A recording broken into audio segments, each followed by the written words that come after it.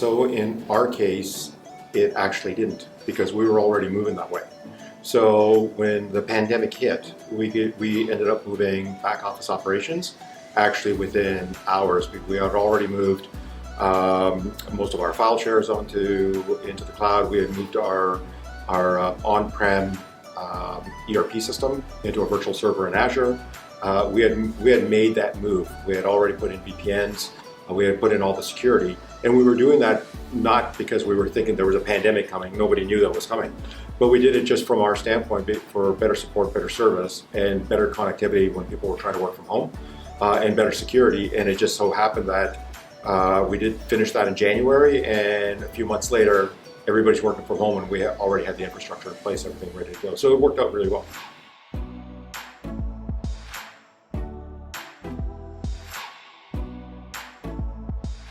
So I was on the team that developed the VASP tool right now that's being done by ECNO. And when we started that project, it was just the school boards coming together, a bunch of people to say, how can we streamline this process, right? Everybody has got a different method of doing things. And we realized that was a big hole. Teachers were getting software, boards were getting software, ministry was telling us to get software, and nobody was doing any PIA or anything.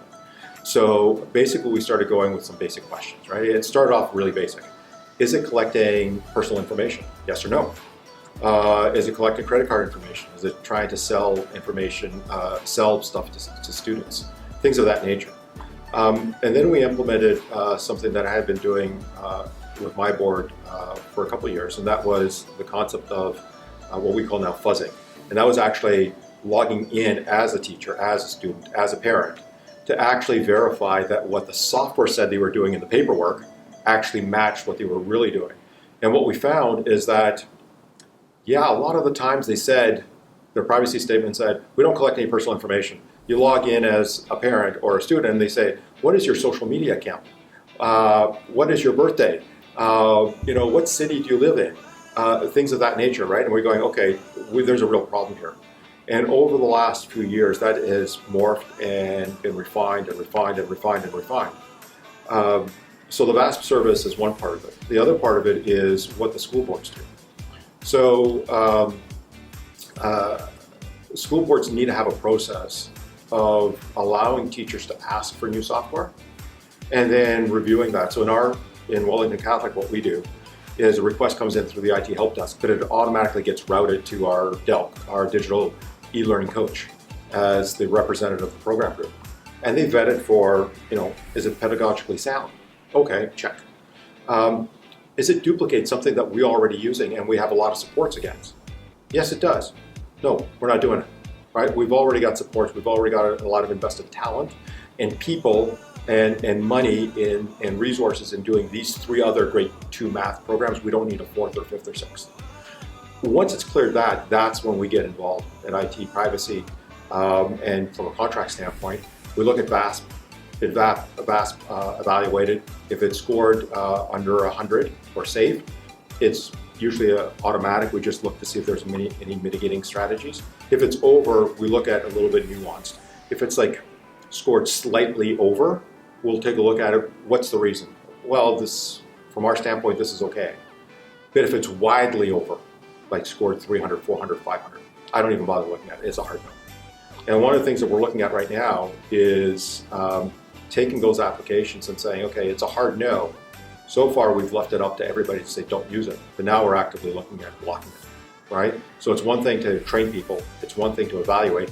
But now the last piece of the puzzle is blocking, right? So minimize liability and data leak.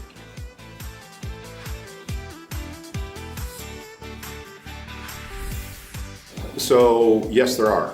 So the easiest applications and kind of the no-brainers are the ones that don't ask for anything. So we use an interactive whiteboard, and it doesn't ask for names, it doesn't ask for user IDs, you just open up the app and you start virtually writing. No-brainer. Then you get nuance, right? Then the ones that are just want, first name and last name, or board email address. Again, not a lot of information there. We let that go. It's when they start asking for more personal information that, coupled with something else, can help the third party identify who the student is. So we have hard stops.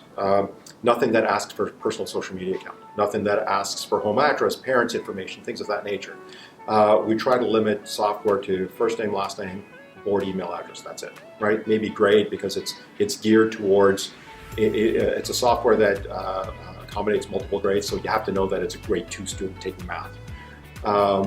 So that's where it's at. And then anything that tries to sell anything to students, anything within in-app purchases is, in our case, an automatic block.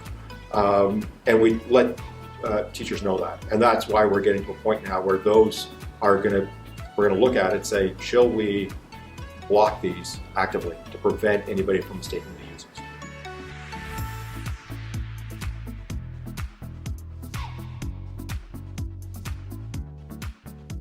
The part of the feedback mechanism is after it's gone through all the pedagogy, appropriateness, and then the VASP or an internal review.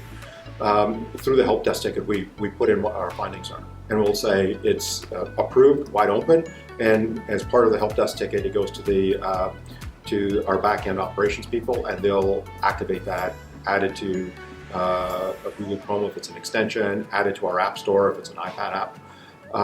If there are some mitigating strategies around it, that gets communicated in the help desk ticket. The teacher is told, yes, it's been approved, but do not fill in these 3 fields. And if it's not approved, we'll put that in and say, not approved for these reasons. The teacher has the opportunity to appeal it, and it goes up to the superintendent or the director. And typically we haven't had anything being overwritten, because usually there's a good reason for saying no, right? So we do the feedback mechanism so that they know why.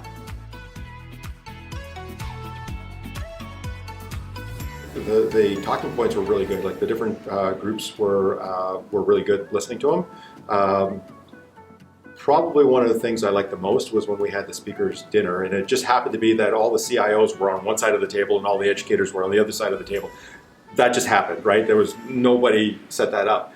But the interaction was actually interesting. And, maybe some of us came to the table thinking it's going to be, the educators are on this side of the fence and IT is on this side of the fence. But when we started talking, we realized we're actually on the fence, right? We're all trying to do the same thing. We just have a different way of looking at things. And educators explaining some things to us that we went, oh, okay, didn't you think about that? And then we explain some stuff to the educators and they go, oh, we never thought about that. So it was an actually really interesting opportunity to share perspectives, right, between the 2 groups, right? We sometimes don't have a good opportunity to do that in a safe environment. Usually we're having those conversations in the school, and usually the framework around that is because somebody wants something now, or they're upset because they didn't get what they wanted. This one there was no pressure, right? Different boards, but there was an opportunity to learn without that added noise that sometimes we have in our own boards, right? So that was probably the thing that I liked the most.